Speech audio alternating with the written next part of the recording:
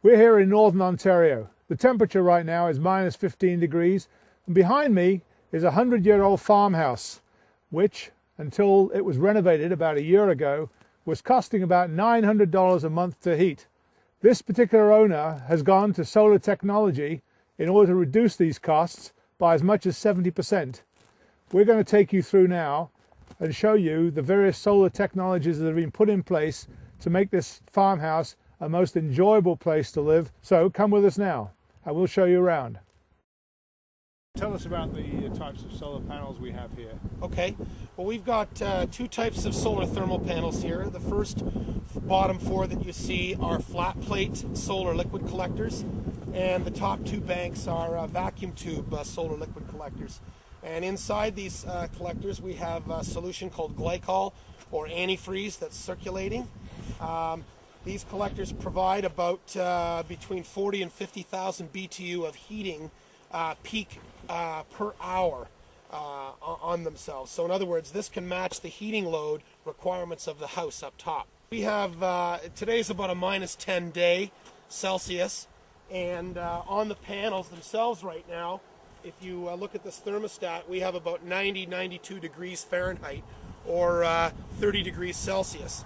So the good news is that inside in the house, we have a tank that's storing the energy, about a 620 gallon tank, and it's right now about 101 degrees Fahrenheit, which is left over from the sunny weekend that we've just had. So when these panels reach more than 101 degrees, that will start the pump and start moving the energy into the house. But the pump will not turn on until the temperature exceeds what's in the storage tank. This is a different type of solar panel. Can you tell us about this one? Okay, this is a 1.5 kilowatt, 2-axis photovoltaic tracking system. So this basically captures the sun's energy and turns it into electrical energy. It is connected to the electrical grid. So when people hear about grid-tied solar, this goes out to an inverter which is connected to my hydro panel, and that's then again connected to a meter, which basically slows the meter down, in other words, or produces electrical energy, which in turn comes back to me in form of a rebate if I'm not pulling as much power from the grid. All right, what we have here is a integrated thermal solar air wall, better known as solar wall.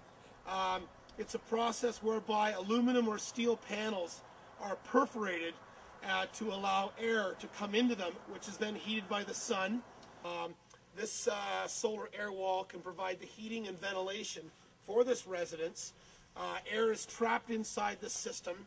The air rises up via convection or hot air rising, and then it's fed down through a series of ducts or channels down into the furnace inside the residence.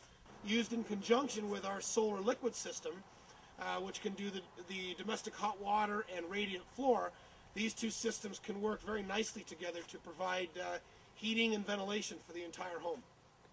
Another thing I'd like to point out about this system is aesthetically it's integrated very well into the siding. As you can see, the panel color matches the blue-gray siding on the house, so from an architectural or aesthetical integration, it's very well suited to this residence.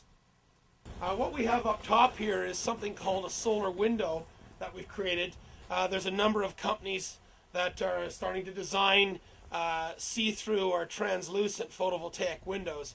In this case, part of the window is shaded and the other part of the window you can look out of. This window can provide emergency power, battery backup for things like well pumps, or emergency lighting for residences in this case.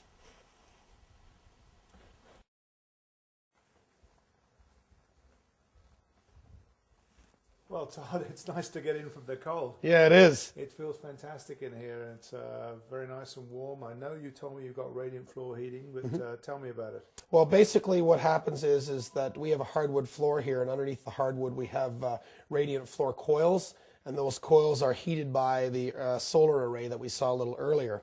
And downstairs there's a large tank where the hot water is stored, and that hot water is circulated through these coils in the floor. And it's all heated by the panels that we've seen. Yes, it is. Great. So look, I'll tell you, I'd like to go and see the big tank and what you've got downstairs that makes this such a wonderful environment. Okay, super. Okay, let's do that. Let's go. Okay.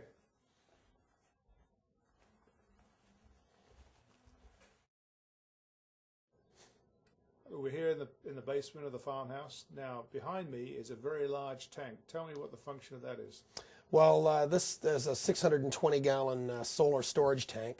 So this is referred to as long-term or seasonal storage in the solar world. And the solar liquid array that we saw earlier provides the heating source for this tank. So we can store anywhere from 1 to 3 or 4 days of solar energy in this tank, which can be used to heat the house and the floors. Great.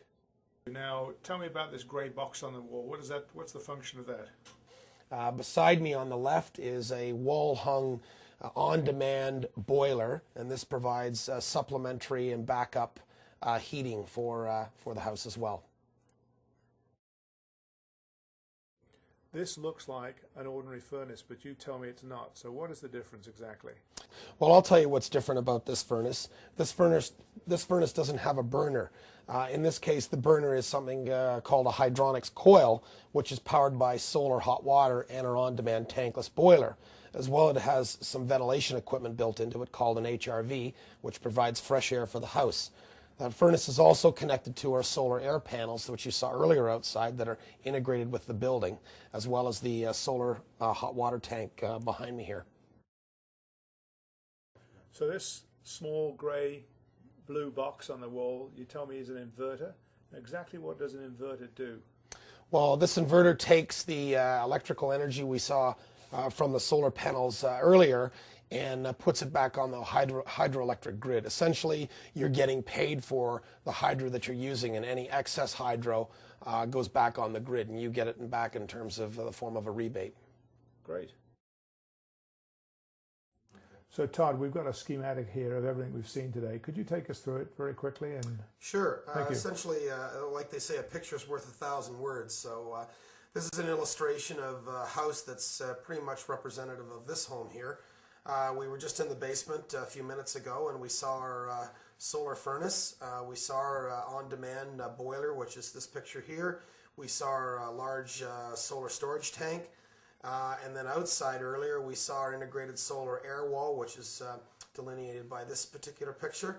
And then instead of being on the roof of this house, we had it off-site down below the hill. We had our solar liquid thermal array, and all of these systems, like you've seen, provide whole house radiant floor and forced air heating on the second floor as well. That's basically it. That's great. Very simple. Todd, that was a great description of how this solar system works in this home. Very, very good explanation. Now tell me, the average consumer, what do they have to know? Well, all the user has to do is learn how to work a thermostat, which they pretty much already know how to do. So in this case, if you want the room set, you just have to adjust the temperature accordingly. Right now, the room's set to 70 degrees, which is considered heating by most, and that's it. Well, that's great. So, your solar home. We've seen how this particular homeowner has saved over 70% in the cost of heating their home through the use of 3 different types of solar technology. This is not just an energy saving story, but it's a story about a better living house, a house that's got good radiant floor heating, good clean air, and with the price of energy going the way it is, this is a system that you have to look into. This is your solar home.